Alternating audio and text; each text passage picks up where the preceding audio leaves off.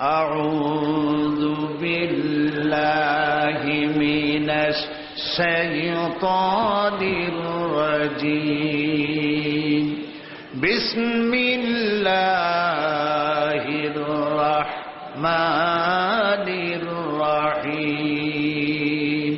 বিতাড়িত মরদুদ শয়তানের ওয়াসওয়াসা থেকে পানাহ চাই পরম করুণাময় আল্লাহর নামে শুরু করছি।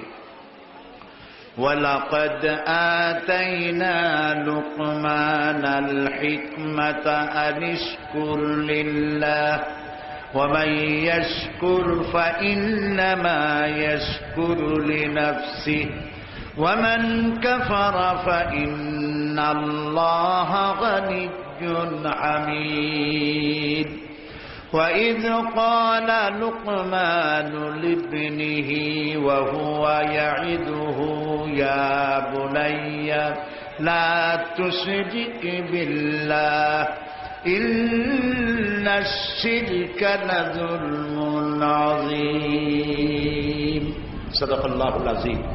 আপনাদের কি মনে আছে যে এই নসিহত কে করেছেন? কারে করেছেন? ছেলেকে। এই নসিহতগুলি আল্লাহর এত পছন্দ হলো, আল্লাহ কোরআন শরীফে হযরত লোকমানকে এবং তার নসিহতকে চিরন্তন করে দিলেন। সুবহানাল্লাহ। পয়লা নসিহত ছিল, হে আমার কলিজার টুকরা সন্তান, আল্লাহর সাথে কাউকে অংশীদার বানাইও না। এটা হল 1 নম্বর ছিল। আল্লাহকে তিনি এক, তিনি একক, তিনি ছিলেন, তিনি আছেন, তিনি থাকবেন। তার জাতের সাথে শরীক করা যাবে না, তার সিফাতের সাথে, তার উলুহিয়াতের সাথে, তার রুবুবিয়াতের সাথে কোনো শরীক নাই। তিনি লা শরীক। ছোট্ট একটি সূরা দিয়ে আল্লাহ রাব্বুল আলামিন তার জাত সম্পর্কে পরিষ্কার করে বলে দিয়েছেন। কি বলেছেন? কুল হুয়াল্লাহু আহাদ। এই সূরাটা আমরা সবাই জানি কিনা? পড়েন। কুল হুয়াল্লাহু আহাদ আল্লাহুস সামাদ লাম ইয়ালিদ ওয়া লাম ইউলাদ ওয়া লাম ইয়াকুল লাহু কুফুয়ান আহাদ। তিনি এক, তিনি একক, তিনি কারো মুখাপেক্ষী নন, তাকে কেউ জন্ম দেয় নাই, তিনিও কাউকে জন্ম দেন নাই। আকাশ ও জমিনে তার সমকক্ষ কেউ নাই। সুবহানাল্লাহ বলেন। এই হচ্ছে আমাদের আল্লাহ, আমাদের রব। কোন কারণেই তার ইবাদতের মধ্যে কাউকে শরীক স্থাপন করা যাবে না। আমাদের দেশে কিছু আলেম, নামধারী কিছু আলেম আছেন, বোঝার উপায় নাই, দাড়ি টুপি জামা সবই আছে, আবার নামের আগে হয়তো পীর শব্দ লেখা আছে। তারা এসে এমন সব বিভ্রান্তিমূলক কথা বলেন যা কোরআনে হাদিসে কোথাও নাই। খুলনা একটি ওলামাদের শহর আমার দৃষ্টিতে। এখানে বহু ওলামা আছেন, আছেন না? খুলনা আলিয়া মাদ্রাসা, যথেষ্ট আলেম এখানে আছে, অনেক আলেমদের ডিপো খুলনা। আমি বুঝি না সেই খুলনায় এসে কোন নামধারী লোক কেউ এসে এমন কথা বলবে যা কোরআনে নাই, হাদিসে নাই, আর নীরবে আলেমরা বরদাস্ত করবে। এটা তো হওয়া উচিত না। আমি শুনেছি, নির্ভরযোগ্য সূত্রে জেনেছি, যেখানে ওয়াজ করা হয়েছে এই কথা বলে যে মুহাম্মদ সাল্লাল্লাহু আলাইহি সাল্লাম স্বাভাবিকভাবে দুনিয়ায় আসেন নাই। পৃথিবীর সব মানুষ যেমন মায়ের পেট থেকে যেভাবে আসছে, মুহাম্মদ সাল্লাল্লাহু আলাইহি সাল্লাম সেভাবে আসে নাই। তার মৃত্যুও সাধারণ মানুষের মতো নয়, অর্থাৎ মৃত্যুও হয় নাই, জন্মও হয় নাই। নাউযুবিল্লাহ। তারা বলতে চান রাসূলকে অপারেশন করে জিবরাইল অথবা ফেরেশতারা কুদরতি অপারেশন করে বাইর করছে, মায়ের পেট থেকে যেভাবে দুনিয়া আসে এইভাবে রাসূল আসে নাই। নাউযুবিল্লাহ। কোন হাদিস যেটা প্রমাণিত নয়। সারা পৃথিবীর সব মানুষ এসেছে মায়ের শরীর থেকে যেভাবে, মুহাম্মদ সাল্লাল্লাহু আলাইহি সাল্লাম এর ব্যতিক্রম নয়। সুবহানাল্লাহ বলুন। কত খারাপ কথা বলেছেন তারা। তারা এই কথাও বলেন, আরশে আজিমে মেরাজের রাতে নবী করিম সাল্লাল্লাহু আলাইহি সাল্লাম যখন ভয় পেয়ে গিয়েছিলেন সিদরাতুল মুনতাহায়, তখন বড় পীর সাহেব নাকি ডেকে বলেছেন, ভয় পাইয়েন না, আমি আপনার সাথে আছি। আস্তাগফিরুল্লাহ, বড় করে বলেন আস্তাগফিরুল্লাহ। গারে সওরে যখন সওর গুহার মধ্যে মুহাম্মদ সাল্লাল্লাহু আলাইহি সাল্লাম আর তার সাথে মাত্র একজন ছিলেন, বলেন নাম কি? রাদিয়াল্লাহু তাআলা। যখন তিনি ভয় পেয়েছিলেন, ভীত সন্ত্রস্ত হয়ে পড়েছিলেন, কে ভয় পাইছিলেন? রাসূল না আবু বকর? আবু বকর রাদিয়াল্লাহু তাআলা ভয় পেয়েছিলেন। সেখানে সান্ত্বনা দিলেন কে? ইয ক্বালা লিসাহিবিহি লা তাহজান ইন্নাল্লাহা মা'ানা। স্মরণ করে সেই সময়ের কথা যখন মুহাম্মদ সাল্লাল্লাহু আলাইহি ওয়াসাল্লাম তার সাথীকে বললেন, ও আমার সাথী, লা তাহজান, ভয় পেও না, ইন্নাল্লাহা মা'ানা, আল্লাহ আমাদের সাথে আছে। সুবহানাল্লাহ। আবু বকর রাদিয়াল্লাহু তাআলা ভয় পাইলেন, সান্ত্বনা দিলেন রাসূল। আর মেরাজে গিয়ে রাসূল ভয় পাইছে, সান্ত্বনা দিয়েছেন বড় পীর আব্দুল কাদের জিলানী। তাহলে তো বোঝা যায় যে হযরতে আব্দুল কাদের জিলানী রহমাতুল্লাহ আলাইহি আবু বকর রাদিয়াল্লাহু তাআলা আনহুর চাইতেও পাওয়ারফুল। একজন প্রশ্ন করেছিলেন হযরত বড় পীর সাহেবকে, হুজুর আপনি তো আওলাদে রাসূল, অনেক বড় আলেম এবং বড় পীর, আপনার মর্যাদা কি সাহাবীদের সমান? তিনি জবাবে বলেছিলেন, এই ধরনের বেয়াদবিপূর্ণ কথা আর কোনদিন আমার সামনে উচ্চারণ করবে না।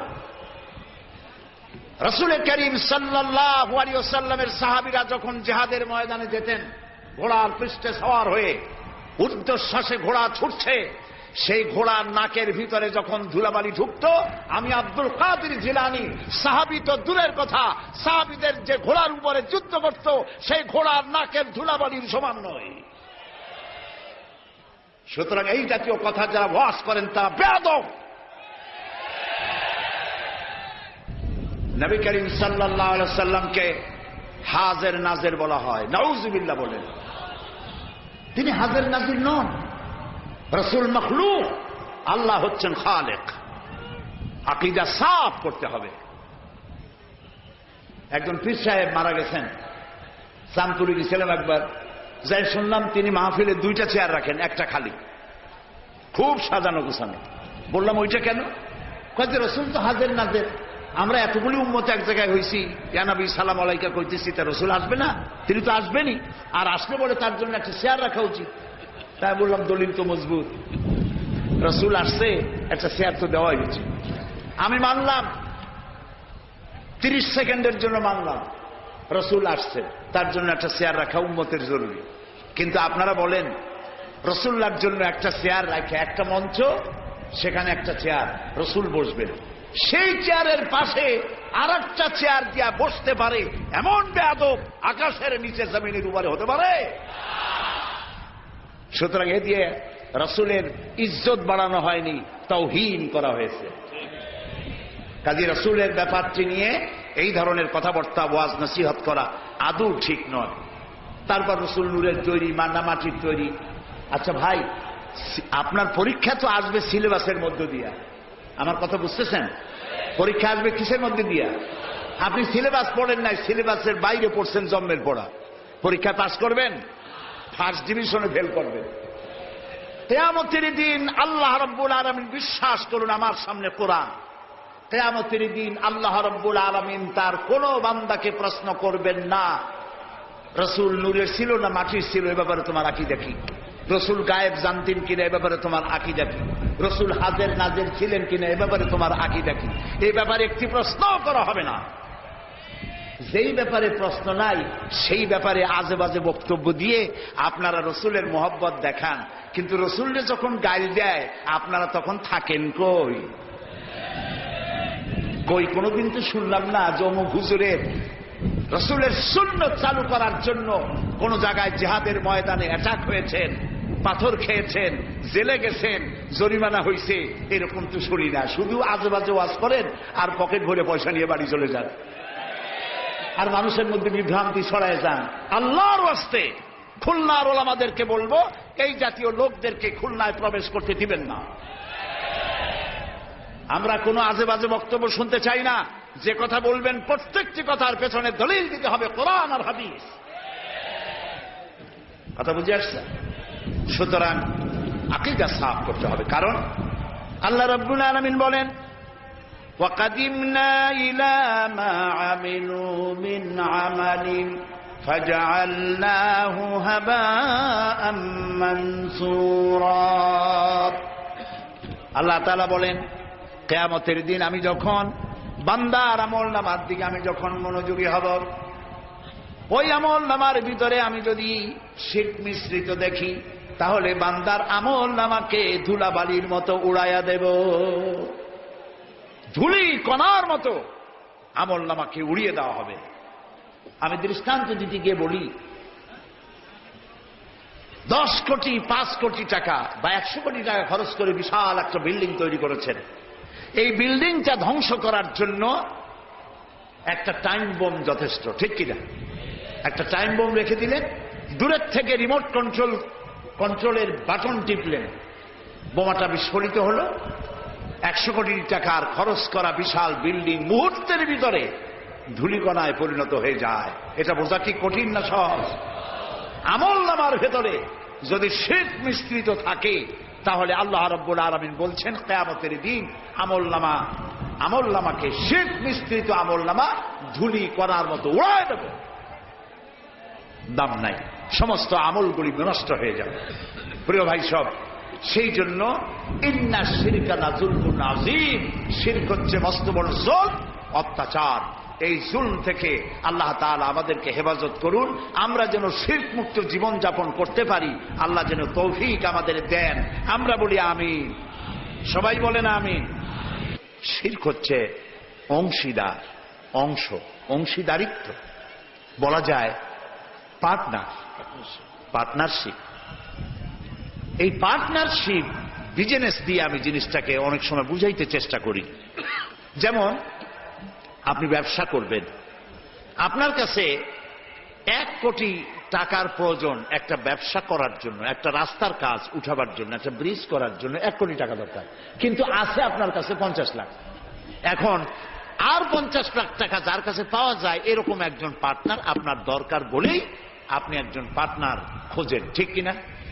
3 কারণে পার্টনারশিপ বিজনেস হয়। কয় কারণে বলেন? 3 কারণ। 1 নম্বর হলো পুঁজির অভাব, 2 নম্বরে পুঁজি আছে কিন্তু ব্যবসা কেমনে করে ওই জ্ঞান নাই।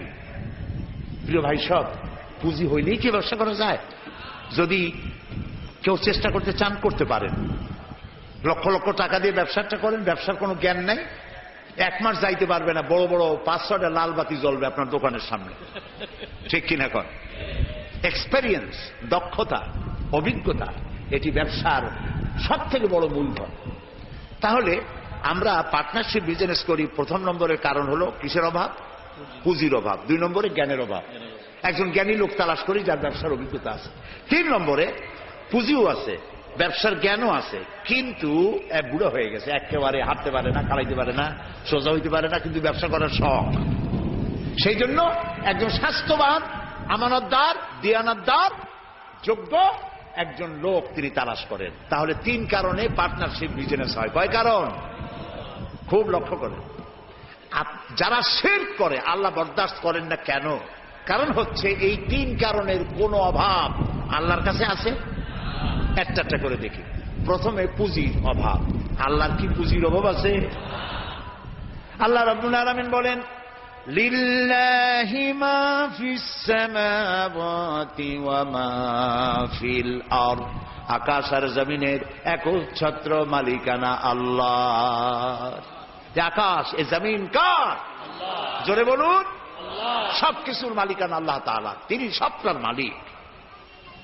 সাগরকে নগর বানান, নগরকে সাগর বানান, আমিরকে ফকির বানান, ফকিরকে আমির বানান, যা খুশি ফাআলুল লিমা ইউরিদ, যা খুশি তাই তিনি করতে পারেন, সবটার মালিক। কাজেই তার কাছে কোনো পুঁজির অভাব নাই। এই জন্য পার্টনারশিপ বিজনেস করার আল্লাহর কোনো দরকার নাই। গেল 1। 2 নম্বরে অভিজ্ঞতার অভাব, এক্সপেরিয়েন্সের অভাব। আল্লাহর অভিজ্ঞতার অভাব, আল্লাহর জ্ঞানের অভাব। আল্লাহ তাআলা বলছেন, ওয়াল্লাহু ইয়ালামু ওয়া আনতুম লা তা'লামুন, আল্লাহ সব জানেন, তুমি কিচ্ছু জানো না। কে বলেছেন? আল্লাহ তাআলা বলেছেন, কিচ্ছু জানো না। ওমা উতীতুম মিনাল ইলমি ইল্লা কালিলা, আল্লাহ যদি বলতেন ওয়ামা উতীতুম মিনাল ইলমি ইল্লা কালিল, তাহলে কিছু পাইতাম। এখানে তিনি বলেছেন ইল্লা কালিলা, একেবারে কিছু না, সামান্যতম। সামান্য না, সামান্য আর সামান্যতম দুই কথা কি এক? যে সামান্য, ওই সামান্যটারে সামান্য সামান্য করতে করতে অল্প একটু দিছে, একেবারেই কম। কিন্তু সেই কমটা কত বেশি? সুবহানাল্লাহ কবেন না আগে? সেই কমটা কত বেশি? আকাশে মহাশূন্যে ওজন নামক একটা স্তর আছে। ওজন মানে মাপার ওজন না, এটার বানান হচ্ছে OZONE, ওজন। একটি লেয়ার আছে, ওজন লেয়ার। এটা কে বানাইছে? আল্লাহ বানিয়েছেন। কেন বানিয়েছে? সূর্যের আলট্রা ভায়োলেট রে, অতি বেগুনি রশ্মি, এটি অত্যন্ত মারাত্মক ক্ষতিকর। এটি যেন পৃথিবীর মাটিতে না আসে। যদি পৃথিবীর মাটিতে আসে তাহলে প্রাণী জগৎ ক্যান্সার আক্রান্ত হয়ে সব মারা যাবে। এই জন্য আল্লাহ তাআলা ওজোন স্তর এভাবে রেখে দিয়েছেন টাইট করে। বিজ্ঞানীরা তারা দেখতে পেল সেই ওজোন স্তরে ফাটল ধরেছে। ওয়ামা উতীতুম মিনাল ইলমি ইল্লা কালিলা, সামান্য জ্ঞান এই যে ফাটল ধরছে কোন জায়গায় তা তারা দেখছে। এই ফাটল দিয়ে অতি বেগুনি রশ্মি আসতে পারে পৃথিবীতে। ফাটলো কেন? সেই ফাটার জন্য আল্লাহ দায়ী না, বা তার ফেরেশতারাও দায়ী না। ফাটাবার জন্য দায়ী কারা? কারা? ও তাও তো আপনারা বুঝেন, কি ওয়াজ করবো। ফাটাবার জন্য আমরা দায়ী। কিভাবে ফাটাইলাম? আমরা ফাটাইছি এইভাবে, আমাদের সমস্ত কল কারখানার ধোঁয়া, আমাদের গাড়ির কালো ধোঁয়া, এরপরে সমস্ত কল কারখানার ওয়েস্টেজ, বর্জ্য, এবং যত বোমা বিস্ফোরণ করে টেস্ট করার জন্য, তাতে পানি নষ্ট করেছে, মরুভূমি নষ্ট করেছে, পরিবেশ নষ্ট করেছে। গাছ কাটিয়া সমানে গাছ কেটে পরিবেশ ধ্বংস করা হয়েছে, পাহাড় কেটে পরিবেশ ধ্বংস করা হয়েছে। এখন ব্যালেন্স নষ্ট হয়ে গেছে।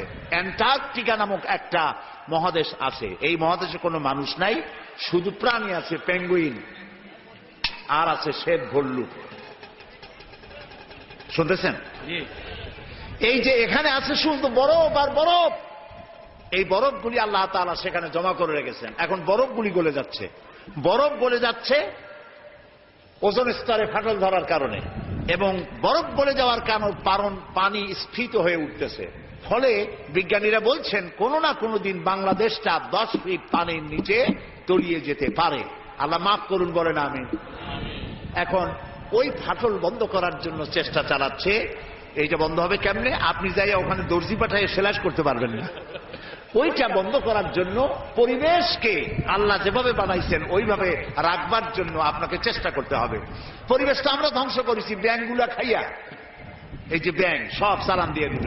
এই ব্যাঙ কত বড় উপকারী ছিল, এখন মানুষ বুঝতে পারে ব্যাঙ কম হওয়ার কারণে ফসল ক্ষতি করে যে পতঙ্গগুলি, এই ক্ষতিকর পতঙ্গগুলি খায় ব্যাঙে। সেই ব্যাঙগুলা সব পয়সার জন্য কামাই করার জন্য, পয়সা কামাই করার জন্য সব চালান দিয়ে দিচ্ছেন, ব্যাঙ কমে গেছে, পতঙ্গ বাড়ছে, ফসল কমতেছে। আল্লাহ তাআলার সৃষ্টি। ওয়ামা খালাকনাস সামাওয়াতি ওয়াল আরদা ওয়ামা বাইনাহুমা লাইবিন। আল্লাহ তাআলা বলছেন আকাশ আর জমিনে খেল তামাশার বিষয়বস্তু করে কিছু তৈরি করি নাই, সব মানুষের কল্যাণের জন্য তৈরি করেছি। ওয়ামা উতীতুম মিনাল ইলমি ইল্লা কালিলা, সামান্যতম জ্ঞান দিয়েছি। দেখেন সামান্যতম জ্ঞান। আমেরিকার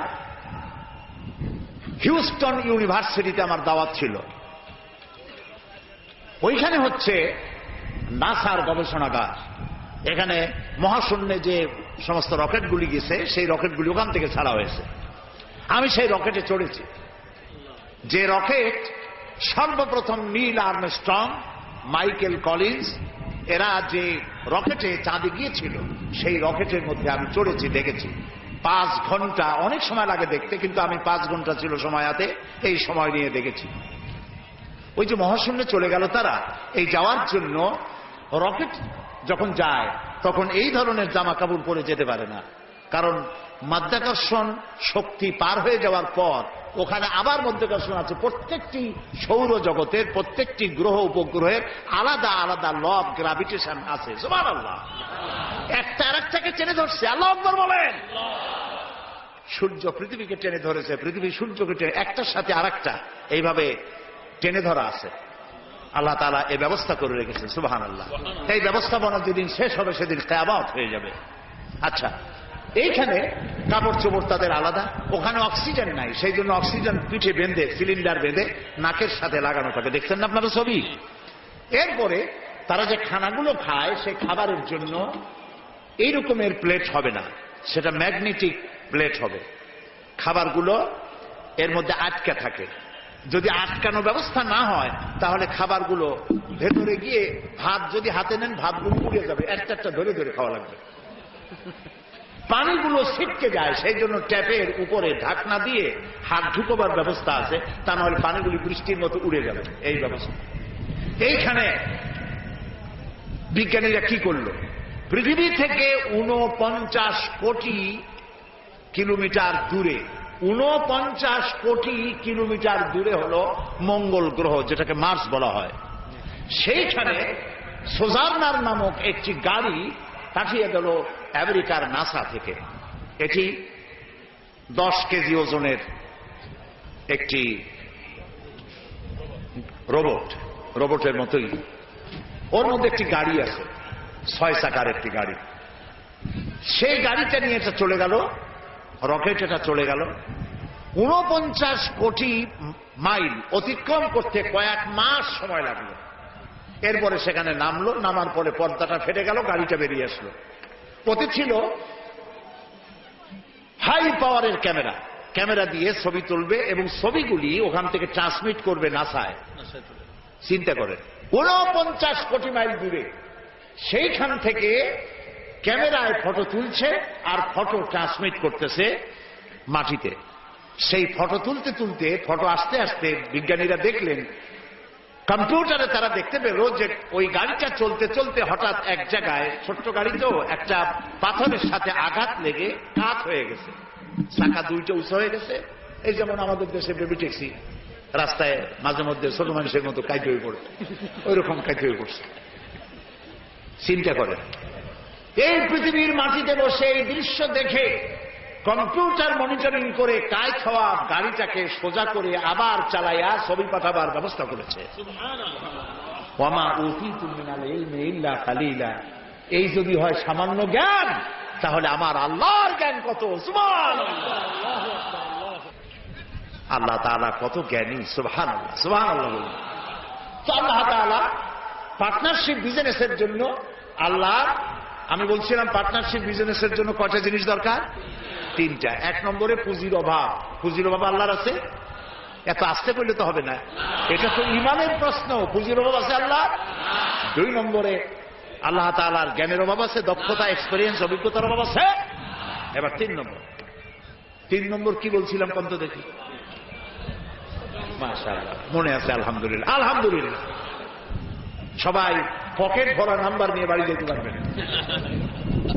3 নম্বরের শক্তি। আল্লাহ তাআলা বয়সের ভারে এখন ক্লান্ত। বলেন নাউযুবিল্লাহ, বলেন নাউযুবিল্লাহ, আবারও বলেন নাউযুবিল্লাহ। খুলিকাল ইনসানু দাঈফা। আল্লাহ কয় তোরা দুর্বল। মানুষদেরকে সৃষ্টি করা হয়েছে কি করে? দুর্বল করে। আর আল্লাহর অবস্থা কি? আল্লাহ রাব্বুল আলামিন বলেন, আন্নাল কুওয়াতা লিল্লাহি জামিআ। আন্নাল কুওয়াতা লিল্লাহি জামিআ। সমস্ত ক্ষমতার উৎস কেবলমাত্র কে? আল্লাহ রাব্বুল আলামিন। আর আমার দেশে কিছু নেতা নেত্রী আছেন এমন, যারা বলেন সকল ক্ষমতার উৎস জনগণ। বলেন নাউযুবিল্লাহ। এই কথা বলা জায়েজ নাই, এই কথা বিশ্বাস করা হারাম। এখন যদি গোটা পাশের বাউয়া ব্যাংক, সেনেন বাউয়া ব্যাংক, যদি মাহফিলের মধ্যে লাভ দিয়া এরকম পড়তে পড়তে আপনাদের মধ্যে আসে, খোলা ব্যাংক, খোলা ব্যাংক, খোলা ব্যাংক, খোলা ব্যাংকগুলি লাভ হবে যে জোরে, আপনারা লাভ দিবেন তার থেকে। কতগুলি মৌমাছি, কতগুলি বল্লা, কতগুলি ভিমরুল যদি ছেড়ে দেওয়া যায়, মানুষ টেকবে একটাও। ওই মাথা দিয়ে সাপ ঢুকছে, শোনা মাত্রই এই মাথা দিয়ে লোক দৌড় দেবে, এমন দৌড় মারবে লবণ চোরা পর্যন্ত যাইয়া কবে, ভাই আমরা দৌড়াই কেন? আপনারা সকল ক্ষমতার উৎস। কেবলমাত্র পাগল আর ছাগলদের কথা এটা।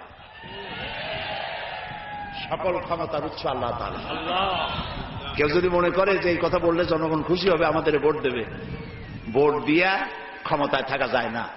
ক্ষমতায় রাখার মালিক আল্লাহ। কে মালিক? আল্লাহ তাআলা মালিক। যারে খুশি উঠাবে, যারে খুশি নামাবে। ক্ষমতা কার? আল্লাহ তাআলা। সুবহানাল্লাহ বলতে ইচ্ছা করে না। তো আন্নাল কুওয়াতা লিল্লাহি জামিআ, সমস্ত ক্ষমতার উৎস কেবলমাত্র আল্লাহ। এক আঙ্গুল আকাশের দিকে উঁচু করে বলেন, ক্ষমতার মালিক বলেন আল্লাহ, আল্লাহ, আল্লাহ। আলহামদুলিল্লাহ। ক্ষমতার একচ্ছত্র মালিক, যা খুশি তাই তিনি করতে পারেন।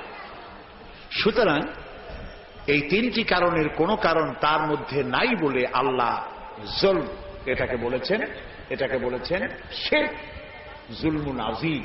অবশ্যই লাজুলমুন আযীম, অবশ্যই মারাত্মক অপরাধ। জুলম, অপরাধ করা যাবে না, আল্লাহর সাথে কাউকে শরীক স্থাপন করা যাবে না। এখন শরীকটা কি?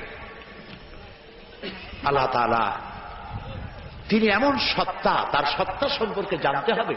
তিনি কোথায়? আল্লাহ তুমি কই? সকলে কয়, অনেকে বলে যে তিনি সব জায়গায়। বলে না ভাই, আল্লাহ কই? কয় সব জায়গায়। এই কথা কি ঠিক? না, এটা ঠিক না। আল্লাহ সব জায়গায় হইলে তাহলে তো কত খারাপ জায়গাও আছে। আছে না দুনিয়ায় খারাপ জায়গা? আমি নাম নিলাম না। তাহলে তো আল্লাহ সেসব জায়গায় থাকতে হয়। নাউজুবিল্লাহ বলেন। আল্লাহ কোথায়? তা আল্লাহরই জিজ্ঞেস করা দরকার যে আল্লাহ তুমি কই? আল্লাহ তাআলা আমরা প্রশ্ন করার আগে সোয়ালে মুকাদ্দারের জবাব দিয়েই ফেলেছেন। আল্লাহ রাব্বুল আলামিন বলেছেন, আর রাহমানু আলাল আরশি ইসতাওয়া। আল্লাহ তাআলা আছেন আরশে আজিমে। কোথায় আছে বলেন? আরশে আজিম। আরশে আজিমে আছে।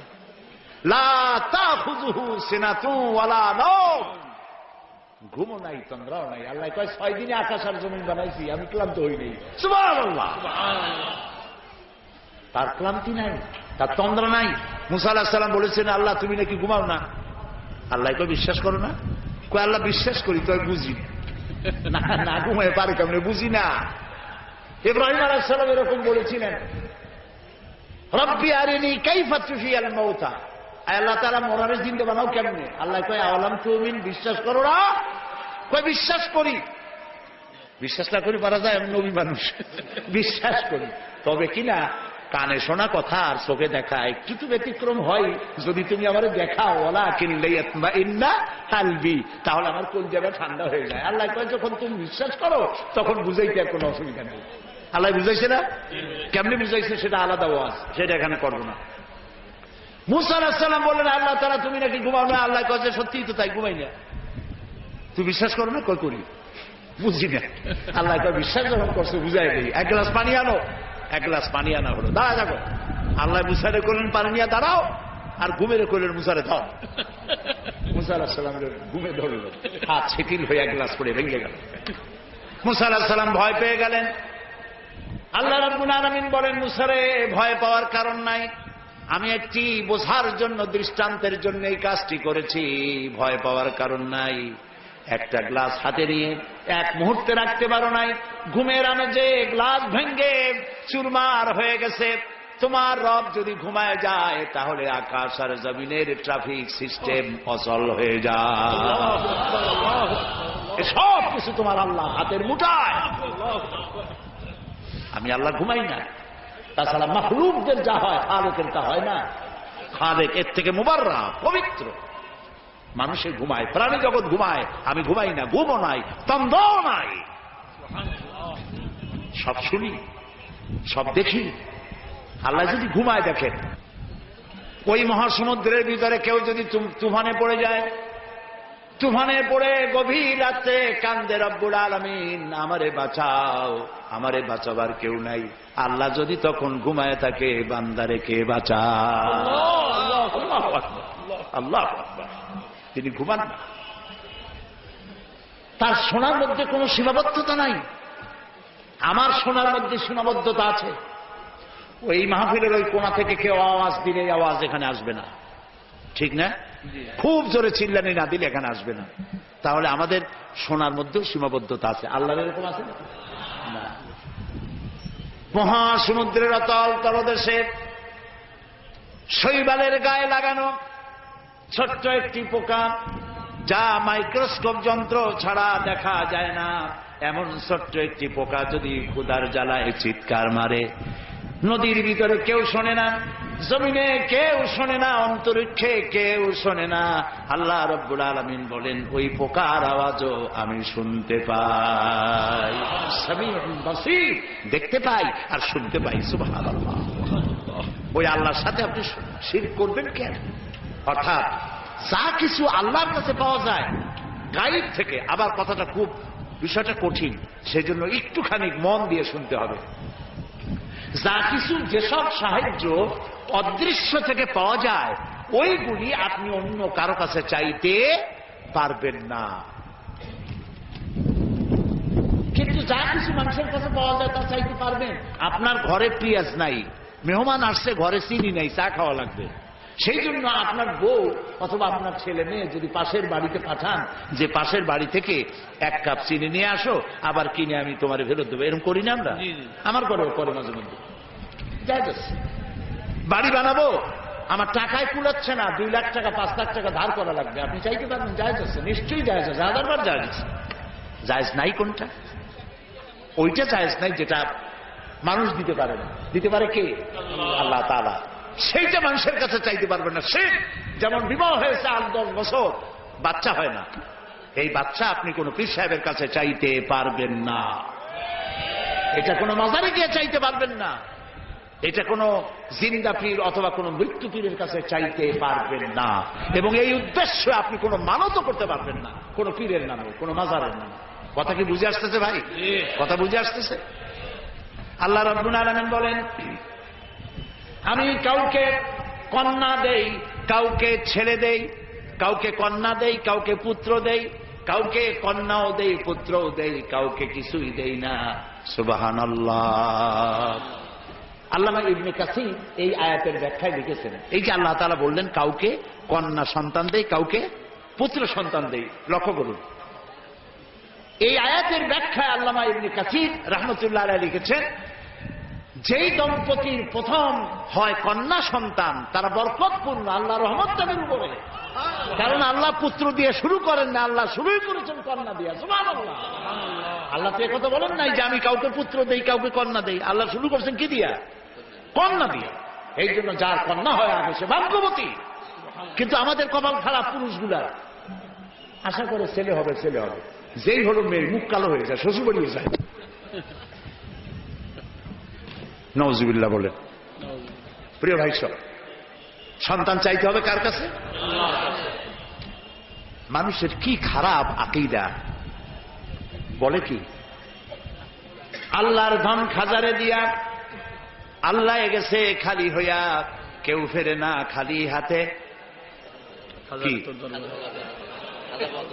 আমি জানি, কিন্তু আমি টেস্ট করলাম।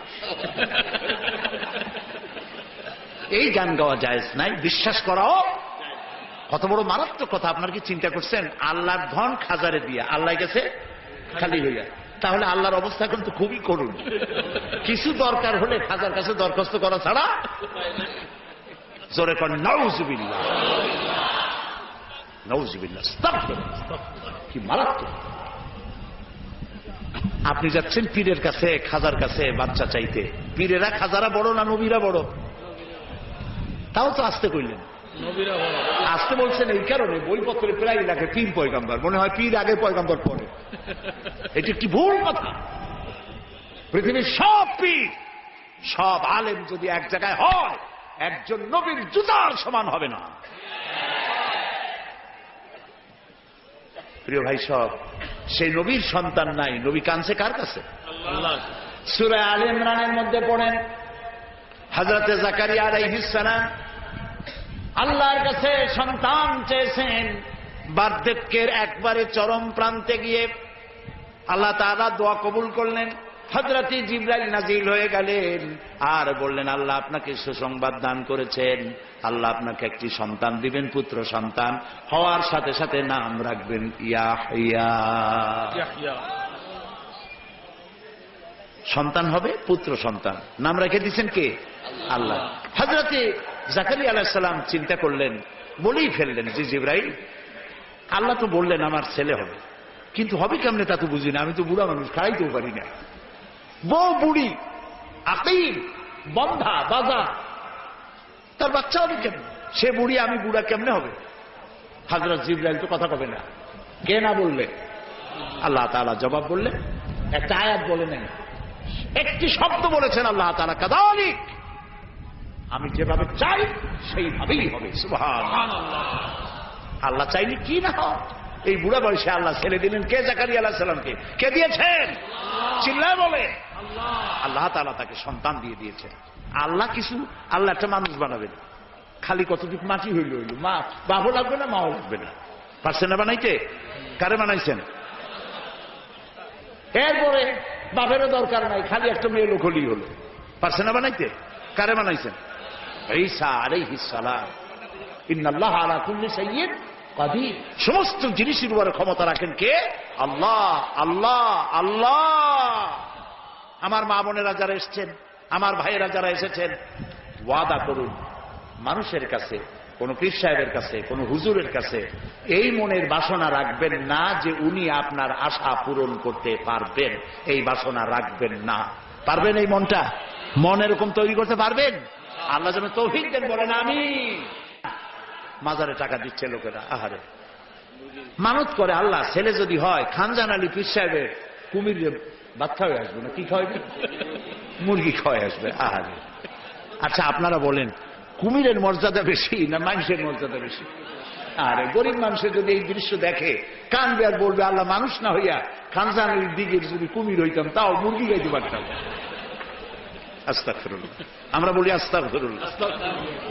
আহারে কি কপাল পোড়া মুসলমান। বাইজিদ বোস্তামি রহমতুল্লাহ আলাইহির মাজার দেখলাম চট্টগ্রামে। ইতিহাস বলে না যে ওখানে ওনার মাজার আছে, একবার আসছিলেন এটা আছে, কিন্তু মাজার আছে ইতিহাসটা বলে না। ওইখানে বড় একটা পুকুর, ওর মধ্যে আছে কচ্ছপ, বড় বড় কচ্ছপ, সেদনা পড়ে গেছে গায়ে। আহারে মুসলমান, মাথা একটু আমার চোখ দিয়ে দেখা, মুসলমান গাছলাই বসে কি বলে ছাগলের কলজিয়া, গরুর কলজিয়া কেটে কেটে নিয়ে গেছে, কচ্ছপের খাওয়ায়, আর কচ্ছপের কদমবুসি করে, কচ্ছপের পায়ে হাত দিয়ে চুমা খায়। আহারে আশরাফুল মখলুকাত আল্লাহ বানাইল, ওয়ালাকাদ কাররামনা বানি আদম। আদম সন্তানকে সম্মান দিলাম, সেই সম্মানিত আদম সন্তান তারা গেল কসমের কদমবুসি করতে। নাউযুবিল্লাহি মিন যালিক। দেখলাম গাছ, অনেকগুলি গাছ আছে, এই গাছে দূরের থেকে দেখলাম এত ফল। আমি বললাম যে এত ফল হয়েছে গাছে, কি গাছ?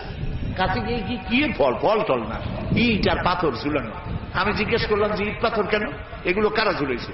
কয় যে ওই যে মেয়ে লোক আসে যাদের বাচ্চা হয় না, ওরা ইট আর পাথর ঝুলাই থাকে। আমি বললাম এর সিগনিফিকেন্স কি, এর দর্শনটা কি, ঝুলাইলে কি হয়? তাদের ধারণা গাছে ইট পাথর ঝুলাই ঝুলে যেমন একটা ভার, ওই রকম পেটের মধ্যে ভার হইতে হইতে বাচ্চা হয়ে যাবে। বলেন বলেন কোথায় গেছি আমরা, কোথায় চলে গেছি? বলেন নাউযুবিল্লাহ। প্রিয় ভাই সব, এইগুলি শিরক, এই শিরক থেকে বাঁচতে হবে। চাইতে হবে কার কাছে?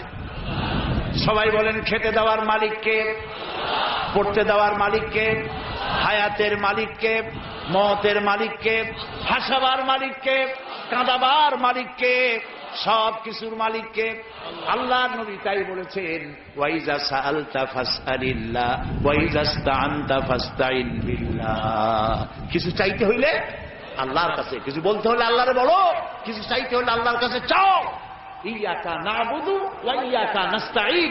সূরা ফাতিহার মধ্যে সারা জীবন পড়লাম, আয় আল্লাহ তোমারই গোলামি করি, তোমার কাছে সাহায্য চাই। একবার কাবা শরীফে মসজিদুল হারাম নামাজের ইমামতি করতেছিলেন খতিব আর শাইখ সৌদ আশ-শুরাইব। সুবহানাল্লাহ, কি তেলাওয়াত আল্লাহ তাদের জবানে দিয়েছেন। সুবহানাল্লাহ বলেন। আল্লাহ তাদের হায়াত দারাজ করুন, বলেন আমিন। আমি খুলনার যারা ধনাঢ্য ব্যক্তি তাদেরকে বলি, হস্ত জীবনে করবেনই একবার।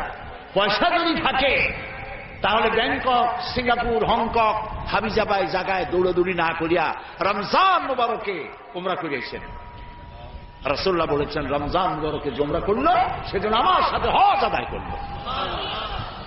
যাই দেখেন কি মজা। আহারে নামাজ পড়তেছে, কয়েক বছর আগের কথা, ইমাম সূরা ফাতিহা পড়তেছেন, ইয়াকা নাবুদু ওয়া ইয়াকা নাস্তাইন পর্যন্ত গিয়ে আটকে গেছে। বারবার পড়তেছে ইয়াকা নাবুদু ওয়া ইয়াকা নাস্তাইন। কান্না রোল পড়ে গেছে গোটা হারামে। আমার জীবনে সূরা ফাতিহার এই জায়গায় এসে এত কান্দাকাটি জীবনে আমিও করি নাই। গোটা হারাম জুড়ে কান্নার রোল পড়েছে কাবা শরীফ সামনে। আল্লাহ সাক্ষী করে পড়তেছি, ইয়াকা নাবুদু, আল্লাহ তোমার গোলামি করি, তোমার কাছেই সাহায্য চাই। সুবহানাল্লাহ বিহামদি। এই গোলামিটা যদি ঠিক মতো হইতো আর সাহায্যটা যদি চাওয়া আল্লাহর কাছে ঠিক মতো হইতো, বুশের বাচ্চা বুশ মুসলমানদেরকে পিটাইতে পারত না। শারনের বাচ্চা শারন মুসলমানদের গায়ে হাত দিতে পারত না। কপাল পুড়েছে, আল্লাহরে চিনি নাই, আল্লাহরে চিনি নাই। ওমা কাদারুল্লাহ হাক্কা কাদরিহি, আল্লাহর যা মর্যাদা, আল্লাহর যা মান সম্মান ইজ্জত, সেই পরিমাণে আল্লাহর হক এবং সম্মান অনুযায়ী ইবাদত করতে পারি নাই। কোরআনের ওই মর্যাদা দিতে পারে না যেই মর্যাদা কোরআনের দেওয়া উচিত। তাবিজ লিখে লিখে কোরআনের প্রতি সেই শ্রদ্ধা আমরা নষ্ট করে দিয়েছি।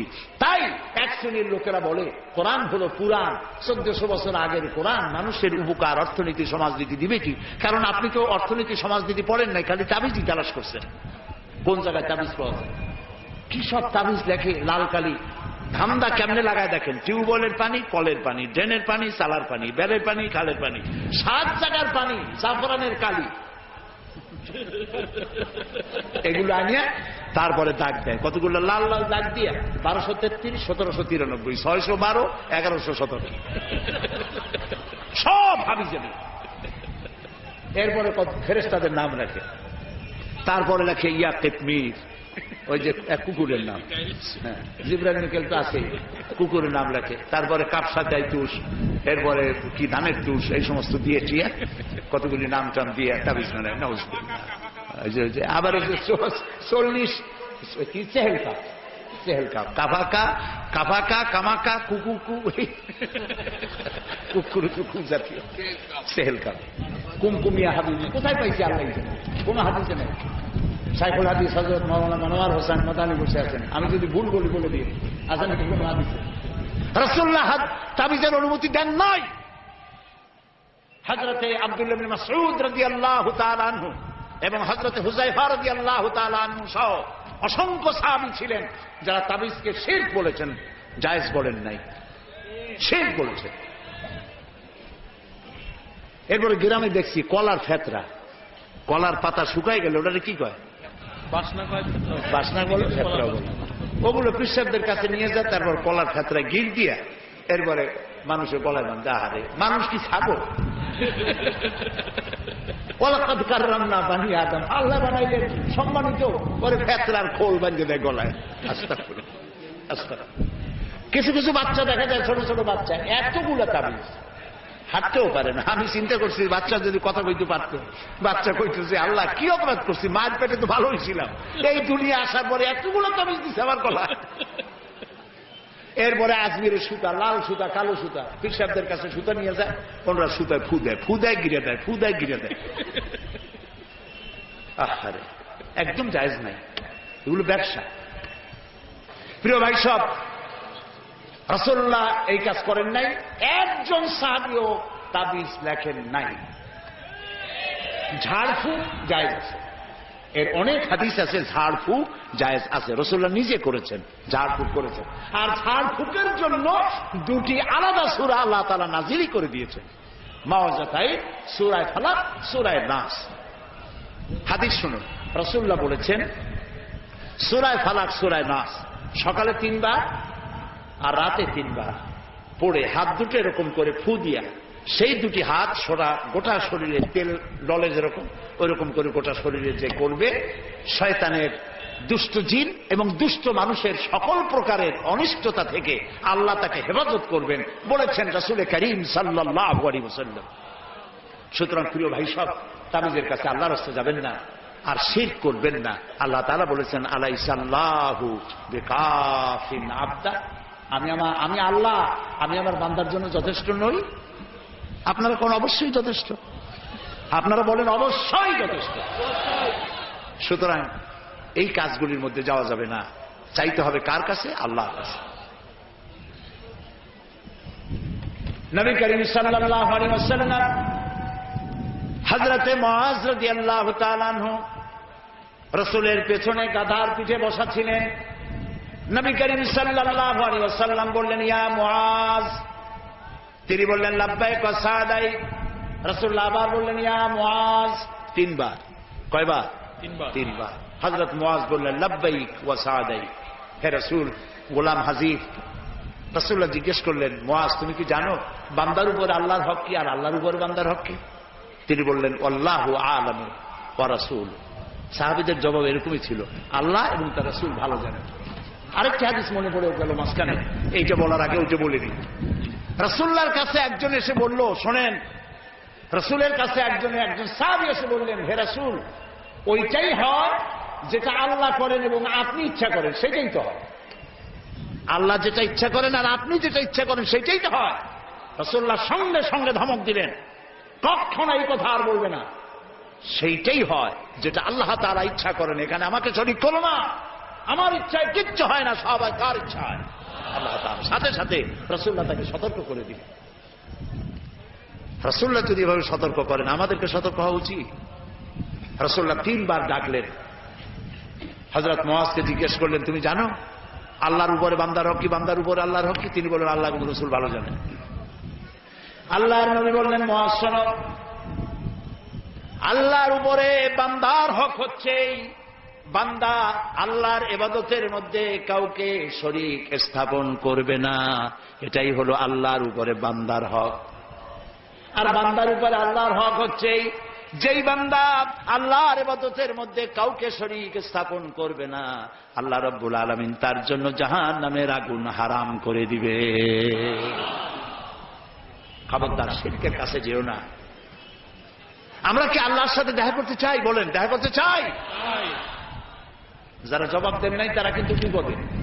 আমরা কি আল্লাহর সঙ্গে দেখা করতে চাই? যদি আমরা আল্লাহর সঙ্গে দেখা করতে চাই, আল্লাহ রাব্বুল আলামিন বলেন, ফামান কানা ইয়ারজু লিকা রাব্বিহি ফালইআমাল আমালান সালিহান ওয়ালা ইউশরিক বিইবাদাতি রাব্বিহি আহাদা। ফামান কানা ইয়ারজু লিকা রাব্বিহি, তোমাদের মধ্যে যে কেউ আল্লাহর সঙ্গে, রবের সঙ্গে যদি কেউ দেখা করতে চায়, দুইটা কাজ করতে হবে। কয়টা কাজ? ফালইআমাল আমালান সালিহা, সেজন্য ভালো কাজ করে, উত্তম কাজ করে। ভালো কাজ, ভালো কাজ কারে কয়? ভালো কাজ করার জন্য দুইটা শর্ত। ভালো কাজ করার জন্য কয়টা শর্ত? আমলে সালেহ, নেক কাজের জন্য দুইটা শর্ত মুখস্থ করুন। এক নম্বর শর্ত হচ্ছে কাজটি হতে হবে আল্লাহকে খুশি করার জন্যে। এত বড় তাফসীরের মাহফিল দেখা লোকেরা বুঝবে খুলনা সমাজ কল্যাণ পরিষদ কি বিরাট কাম করছে, এই নিয়তে নয়, এবং তারা সেই নিয়তে করেও নাই। আলহামদুলিল্লাহ বলে, এটা করবো এই জন্য, এই জন্য আল্লাহ খুশি হবেন, আল্লাহর কোরআনের প্রচার হবে, আল্লাহ খুশি হবে, সেই জন্য করেছে। তাহলে কাজটা, যে কোনো কাজ আমি করব, ভালো কাজ যেটাই করব, সে কাজটা করব কারে খুশি করার জন্য? আল্লাহ। দুই নম্বরে কাজটি হতে হবে সুন্নতে নববী সাল্লাল্লাহু আলাইহি ওয়াসাল্লামের উপরে। দাড়ি রাখবো কারে খুশি করার জন্য? আল্লাহরে খুশি করার জন্য। রাখবো কার মতো? রবীন্দ্রনাথের মতো, কার্ল মার্কসের মতো, ম্যাক্সিম গর্কির মতো? কার মতো? রাসূলুল্লাহর। বাস, আর দৃষ্টান্ত দিতে চাই না। আশা করি বুঝে আসছে কিনা? তাহলে আল্লাহ তাআলা বলছেন যে যদি তোমরা তোমার রবের সাথে দেখা করতে চাও, কয়টা কাজ করতে হবে? দুইটা। একটা কাজ হলো ভালো কাজ করো, নেক আমল করো। আর দুই নম্বরে হচ্ছে ওয়ালা ইউশরিক বিইবাদাতি রাব্বিহি আহাদা, আল্লাহর ইবাদতের সাথে কাউকে শরীক স্থাপন করো না। তাহলে আল্লাহ তাআলার সঙ্গে দেখা করা কিয়ামতে যাবে। প্রিয় ভাই সব, সুতরাং আমাদের কতগুলি জিনিস বাদ দিতে হবে। এই যে তাবিজ ব্যবহারের বিষয়টি আমাদেরকে ভাবতে হবে। আমরা ঝাড়ফুঁক আল্লাহর ওলিদের কাছ থেকে, বড় বড় আলেমদের কাছ থেকে ঝাড়ফুঁক নিতে পারবো। তাবিজ ব্যবহারের অভ্যাস আমাদের বাদ দিতে হবে। দড়ি, এই সুতা তুতা ইত্যাদি বান্দা, এগুলি বাদ দিতে হবে। এবং গণকের কাছে যাওয়া বাদ দিতে হবে, গণকের কথা বিশ্বাস করা বাদ দিতে হবে। মাজারে গিয়ে চাদর দেওয়া, আগরবাতি দেওয়া, মোমবাতি দেওয়া, এগুলি দেওয়া বাদ দিতে হবে। পারবেন আপনারা? এগুলি করতে পারবেন? একটু চিন্তা করেন, আপনি মাজারে আগরবাতি, চাদর ইত্যাদি দেবেন কেন? ওনার লাইটের দরকার কি? আল্লাহ লাইটের ব্যবস্থা করতে পারবেন না? তিনি যদি আল্লাহর ওলি হন, আল্লাহ অন্ধকারে রাখবেন না। আর আপনি চাদর দেবেন উপরে, ভিতরে চাদরের ব্যবস্থা আল্লাহ করতে পারবেন না? আপনি যে টাকা দেন, এই টাকা দিয়ে উনি কি করবেন? উনি কি কমলা কিনবেন? শীতকালে উনি কি কম্বল কিনবেন? আল্লাহর উপরে বিশ্বাস হয় না কেন? আল্লাহর ওলি যদি হয় তা আল্লাহ তাআলা তাদের ব্যবস্থা করবেন। সুবহানাল্লাহ। এইখানে আমি মানুষকে বুঝাতে গিয়ে বলি, এইরকম বলি, এটা বলি আমি আজকের মতো শেষ করব। এটা এভাবে বলি যে মাজারে লোকেরা যায় মনের আশা পূরণ করতে, এটাই বেশিরভাগ।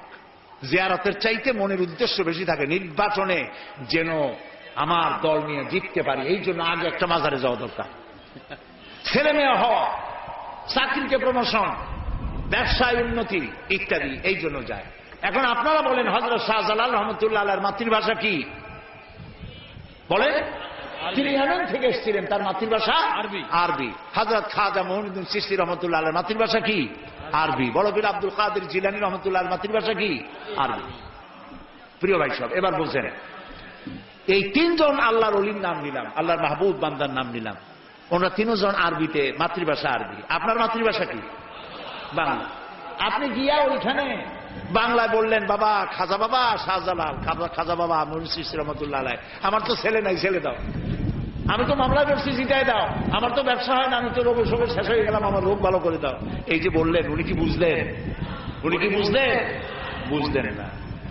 গেল 1 নম্বর। 2 নম্বরে, আপনি যখন বলতেছিলেন তিনি তখন চেতনা না ঘুমে, হয়তো তোমার তিনি ঘুমেছিলেন। তা আপনি যে চিল্লাইলেন, এত পয়সা খরচ করে গেলেন, এই উনি তো শুনতেও পাইলেন না, ঘুমে গেলেন। 3 নম্বর, আপনি যখন চিল্লাইছেন বলেছেন, তখন উনি কবরে না অন্য কোথাও? কবরে যে থাকতেই হবে এর কোনো গ্যারান্টি আছে? মুদ্দার যে আপনি কবরে রাখছেন, শরীর তো পয়সা টুসে শেষ।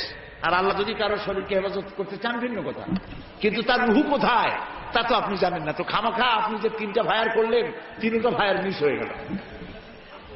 এই জন্য চাইতে হবে এমন সত্তার কাছে যিনি ঘুমান না, তিনি কে?